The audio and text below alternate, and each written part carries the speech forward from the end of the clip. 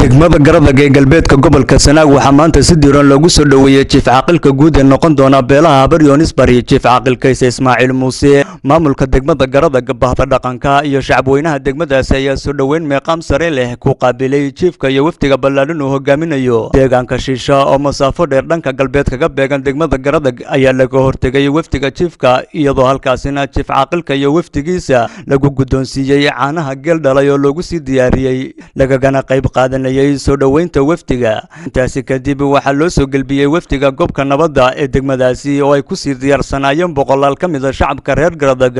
oo u diyaarsan soo dhaweynta iyo kalgacalka ay u hayaan Jiif Caaqilka Ismaaciil Muuse iyo waftiga uu hogaaminayo maayirka degmada Gar-adag Faarax Hadhin Ciise iyo Caaqil Maxamed Cilmi Maxamuudi ayaa ugu horeyn mikrofoonka qaatay soona dhaweeyay waftiga uu hogaaminayo Jiif Caaqilka Ismaaciil Muuse degmada Gar-adag mar labaad waxaanu leenahay Jiif Caaqilka ilaahay xilka aad qaaday ha ku fududeeyo annaguna hadaanu nahay dadka reer Sanaag waanu kula shaqayn doonaa waanu kula taageeri doonaa waxaan mar labaad aad iyo aad u codsanayaa dhammaanba madax dhaqameedka gobolka Sanaag ama Somaliland inay la shaqeeyaan isla markaana la bedelo waxyaalihii hore oo dhan iyo dhaqamada wanaagsan loo guuro oo lala shaqeeyo Jiif Caaqilka qadiimiga ee shiiqa culimada ee ilaahay awowgii ka awow ahaa Jiif Caaqilka soo ahaa ee gobolka Sanaag caanka ka ahaa ee degmada Gar-adag aan maanta ku soo dhaweynayno kana dhashay deegaanka degmada Gar-adag aad baanu soo dhaweynaynaa insha Allah على مسارkiisa waanu ka qayb galeynaa haday madax dhaqameedka yihiin iyo haday qaybaha bulshada yihiinba waxaanu aad iyo aad u rajaynaynaa mar labaad ilaahay xilka u fududeeyo dhammaan reer Gar-adag way fahamsan yihiin jiifkan jiifkayse jiif Ismaaciil taariikhdiisana way hayaan hadana isaga hayna aabihii bay hayaan aabihii wuxuu aaninkii ugu taariikhda badnaa gobolka Sanaag uguna cimriga wanaagsanaa ilaahay cimrigiisa uu barakeeyay 100 bar buu ku dhawaaday wuxuuna ahaa ninkii waxa sameeyay waxa ahayd waxa hogaankii ugu cadaaladda wanaagsanaa ka soo taliyay gobolkeena ilaahay cimrigiisa buu ka muujiyay taariikhna uu ku lahaa waxaanu rajaynaynaa kaysa inuu ku daydo oo sidii aabihii wali laba qof oo yimi cara kaga may tagin baa dhankooda waxa halkaas isna hadallo mahadnaqa ka soo jeediyay mas'uuliyiin waftiga ku weheliyay Jiif Caaqilka waxaan run ahaantii dareen badan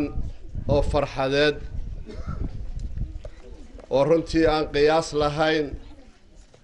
oo aan loo kala hadhin hadday maamul ahayd hadday madax dhaqameed ahayd hadday arday ahayd hadday nin garbood ahayd hadday waayeella ahayd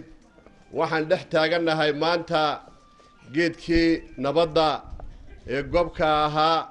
ee reer Gar-adag caanka ku ahaayeen iyagoo aanu kala hadhin Jiif Caaqilkayse Jiif Caaqil Ismaaciil Muuse oo ay u bareedayaan oo dareenkooda abtinimo muujinayaan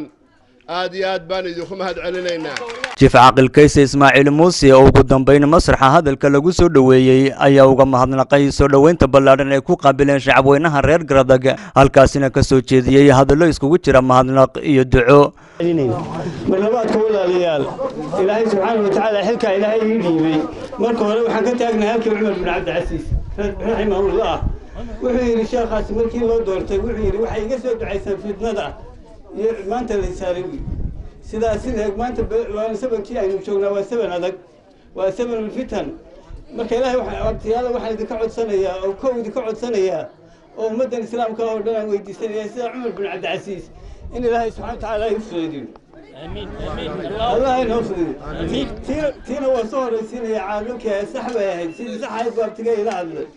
waxaan dhex dhigayaa oo aan reer Sanaag u ahaanaya odayga guud baan u ahaanay waxaan heesay kala walaalayaal waxa weeye halkii aabahay gaarsiin maayo laakiin meel walba baan soo gaarsiinay waa isku dayeen meelihii ku dhow inaan soo taagano waan isku dayaa insha Allah ta'ala ilaahayna waxaan rajaynayaa inuu taasna ii fudaydin doono ومحمد قنبري بلشة TV دق مذا قرضق.